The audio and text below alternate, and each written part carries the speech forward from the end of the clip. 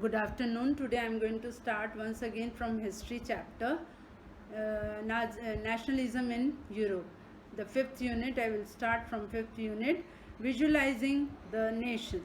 While it is easy enough to represent a ruler through a portrait or a statue, how does one go about giving a face to a nation? Artists in the 18th and the 19th centuries found a way out by personifying nation. In other words, they represented a country as if it were a person. Nations were then portrayed a female figure. The female form that was chosen to personify the nation did not stand for any particular woman in a real life. Rather, it sought to give the abstract idea of the nation or a concrete form. That is, the female figure become an allegory of the nation. The female allegory, here the meaning is given on page number 23. Allegory, when an abstract idea is expressed through a person or a thing. The abstract idea, when it is expressed, idea is expressed through a person or a thing. Then here it's written, you will recall that during the French Revolution, artists used the female allegory to portray ideas such as liberty, justice, and the republic. These ideals were represented through a specific objects or a symbols. As you would remember, attributes to a liberty are the red cap or the broken chain, while justice is just generally a blindfolded woman carrying a pair of weighing scales. Similar female allegories were invented by the artists in 19th century. Now they have taken the female allegories in the 19th century to represent the nation. In France, she was Christian Mariana. In France, she was Christian Mariana, a popular Christian name which underlined the idea of a people's nation. Her characteristics were drawn from those of liberty and the republic. The red cap, the tricolor, the cockade statues of Mariana were erected in public squares to remind the public of a national symbol of unity and to persuade them to identify with it. Mariana images were marked on coins and stamps. Later on, it was seems the Mariana figure, this image was marked on a coins and the stamps. Similarly, Germania became the allegory of the German nation. In visual representation, Germania wears a crown of oak leaves as the German oak stands for heroism. Then page number 24, box 3. You have to learn this. It's very important. Meanings of the symbol. Attributes is given and the significance is given. Then turn a page, page number 26, 6th unit. Nationalism and the imperialism. By the last quarter of the 19th century, nationalism no longer retained its idealistic, liberal, democratic sentiment of the first half of the century, but became a narrow creed with limited ends. During this period, nationalist groups became increasingly intolerant of each other and ever ready to go to war.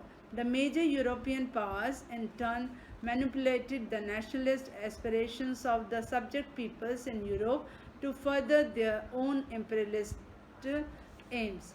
The most serious source of nationalist tension in Europe after 1871 was the area called the Balkans. The Balkans was a region of a geographical and ethnic variations comprising modern-day Romania, Bulgaria, Albania, Greece, Macedonia, Croatia, Bosnia, Herzegovina, and Slovenia, Serbia, and Montenegro, whose inhabitants were broadly known as the Slavs. A large part of the Balkans was under the control of Ottoman Empire. So most of the Balkans part was under the Ottoman Empire. The spread of the ideas of romantic nationalism in the Balkans together with the disintegration of the Ottoman Empire. So that Balkan unification was not brought because there was a Ottoman Empire made this region very explosive. All through the 19th century, the Ottoman Empire had sought to strengthen itself through modernization and internal reforms, but with very little success. They brought the modernization, but with a very little success. One by one, its European subject nationalities broke away from its control and declared independence.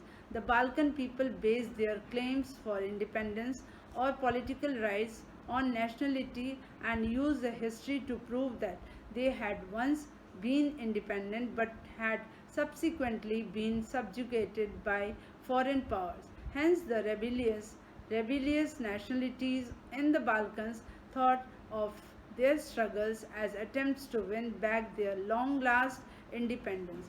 As the different Slavic nationalities struggled to define their identity and the independence, the Balkan area became an area of intense conflict.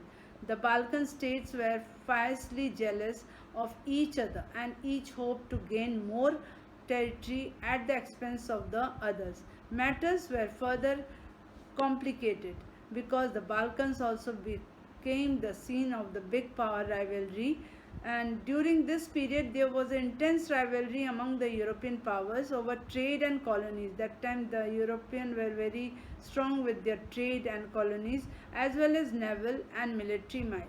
These rivalries were very evident in the way the Balkan problem unfolded. Each power, Russia, Germany, England, Austro-Hungary, was keen on countering the hold of other powers over the Balkans and extending its own control over the area. This led to a series of wars in the region, and finally the First World War. Nationalism aligned with imperialism led Europe to disaster in 1914. But meanwhile, many countries in the world which had been colonized by the European powers in the 19th century began to oppose imperial domination, and the anti-imperial movements that developed everywhere were nationalist in the sense that they all struggled to form an independent. That time the European power was very strong, and they were inspired by the sense of collective national unity forged in confrontation with imperialism. European ideas of nationalism were replicated for people everywhere, developed their own specific variety of a nationalism. They developed a lot of nationalism in everywhere, but the idea that societies should be organized into a nation states came to be accepted as a natural and universal. So it became as a natural and a universal. Now afterwards you will get the question answers.